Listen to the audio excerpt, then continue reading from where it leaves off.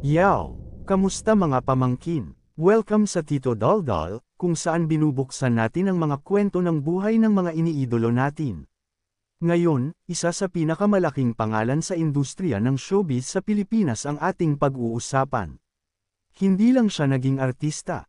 Hindi lang siya naging host. Siya ay naging guro, gabay, at pangalawang magulang ng libo-libong artista. Siya ang Master Showman, ang Kuya ng Bayan. Walang iba kundi si Herman Moreno. Mga pamangkin, mahaba-haba ang kwento natin ngayon. Kaya't kung may kape ka dyan o merienda, handa mo na. At bago tayo magsimula, huwag niyong kalimutang i-like ang video na ito, mag-subscribe sa Tito Daldal, at i-comment kung sino pa ang gusto nyo talakayin natin. Malay mo, ikaw pa ang mapasama sa Tito Daldal shoutout. Sige, simulan na natin ang makulay, masalimuot, at makabuluhang buhay ni Herman, Kuya Germs, Moreno. Si Herman Molina Moreno ay ipinanganak noong October 4, 1933 sa Santa Cruz, Maynila. Anak siya ng isang Kastilang ama at Filipinang ina. Bata pa lang si German, dumaan na siya sa malupit na pagsubok ng buhay. Namatay ang kanyang ama habang siya ay musmos pa lamang, kaya naiwan silang mag-ina na mag-isa. Ang kanyang ina, si Josefa, ay simpleng tindera at nagsusumikap para buhayin silang dalawa. Lumaki si Herman sa hirap.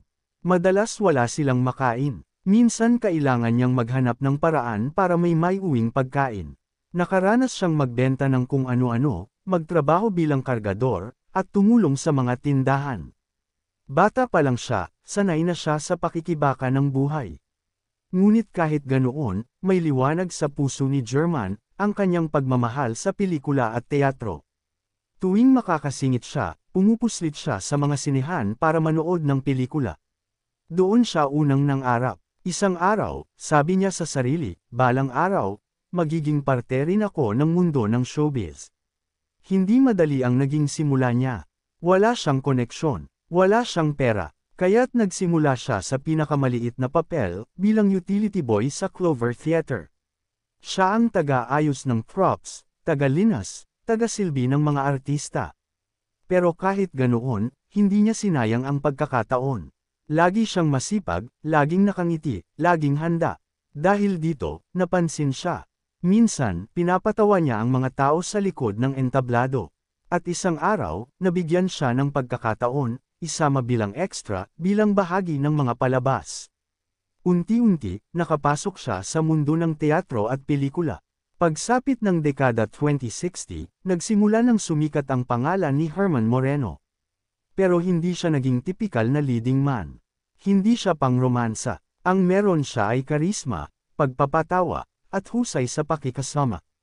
Nakilala siya bilang komedyante at character actor. Lumabas siya sa mga pelikula ng Sampaguita Pictures, at doon nagsimula ang kanyang pangalan. Pero ang mas tumatak, ang kanyang husay bilang host at tagapagpasikat ng iba. Noong 1970s, naging bahagi siya ng programang GMA Super Show. Isa itong variety show kung saan tampok ang kantahan, sayawan, at iba't ibang performances. Dito nagsimulang tumibay ang bansag sa kanya bilang Master Showman. Hindi lang kasi siya basta host. Siya yung tipong nagbibigay ng spotlight sa iba. Imbes na agawin ang entablado, ibinibigay niya ito sa mga baguhan. At dito nagsimulang lumitaw ang kanyang misyon, ang magbukas ng pintuan para sa mga nangangarap. Mga pamangkin, kung naabutan niyo ang dekada 2080 at 2090, tiyak kilala niyo ang programang That's Entertainment. Ito ang naging pinakamalaking proyekto ni Kuya Germs. Isipin niyo, araw-araw, mula Lunes hanggang Sabado, iba't ibang grupo ng kabataan ang binibigyan ng entablado. May Monday group, Tuesday group, hanggang Saturday group. At bawat grupo, punong-puno ng mga baguhang artista.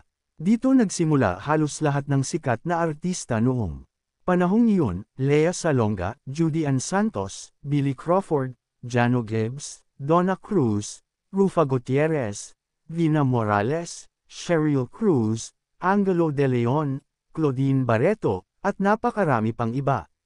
Kung wala si Kuya Germs at wala ang That's Entertainment, baka hindi natin nakilala ang ilan sa pinakamalalaking pangalan ngayon. Pero hindi lang exposure ang binigay niya. Tinuruan niya ang mga bata ng disiplina. Mahigpit siya pagdating sa oras. Kapag late ka, aabutin ka ng sermon. Kapag hindi mo seryoso ang rehearsal, ipapahiya ka niya. Pero lahat ng iyon, hindi para manakit, kundi para hubugin ang tamang asal at profesionalismo. At higit sa lahat, ama ang turing niya sa mga alaga niya. Kung walang pamasahe, siya ang nagbibigay. Kung may problema sa pamilya, siya ang tumutulong. Kung walang matirahan, handa siyang magbigay ng tulong. Para kay Kuya Germs, hindi lang basta artista ang mga batang iyon, kundi mga anak niya sa industriya. Habang tumatagal, lalo pang lumalim ang kanyang papel sa showbiz. Noong early 2000s, inilunsad ang programang Walang Tulugan with the Master Showman. At totoo nga, walang tulugan si Kuya Germs.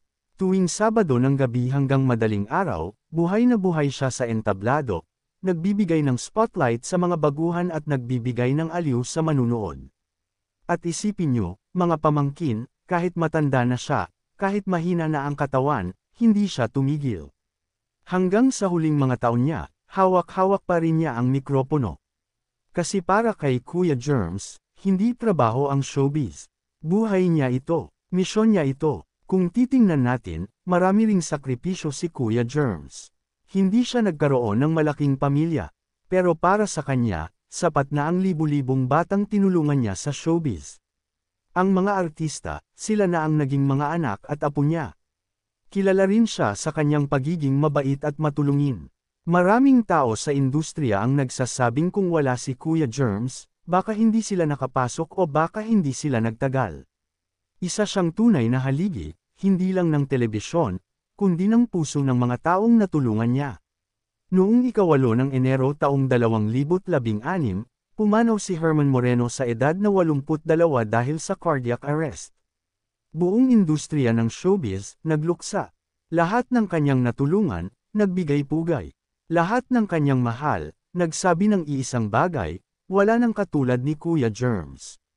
Iniwan niya ang isang pamana na walang kapantay. Ang kanyang malasakit, dedikasyon, at pagmamahal sa industriya ay mananatili magpakailanman. Hanggang ngayon, tinatawag pa rin siyang Master Showman. Mga pamangkin, kung may matututunan tayo mula sa buhay ni Herman, Kuya Germs, Moreno, ito ay ang kahalagahan ng sipag, tiyaga, at malasakit sa kapwa. Mula sa pagiging utility boy hanggang sa pagiging haligi ng showbiz, pinatunayan niya na walang imposible sa taong may pangarap at dedikasyon. At higit sa lahat, itinuro niya na ang tunay na tagumpay ay hindi nasusukat sa yaman o kasikatan, kundi sa dami ng taong natulungan mo. Mga pamangkin, natapos natin ang napakahabang kwento ng buhay ni Kuya Germs. Sana ay na-inspire kayo, at kung may iba pa kayong gustong ipakwento, i-comment nyo lang. Huwag kalimutang i-like at mag-subscribe para sa iba pang inspirasyon mula sa Tito Daldal. Ako si Tito Daldal, nagsasabing kung gusto mong maging tunay na alamat, huwag lang para sa sarili ang liwanag na dala mo. Ituro mo rin ang liwanag sa iba. Daldal pa more.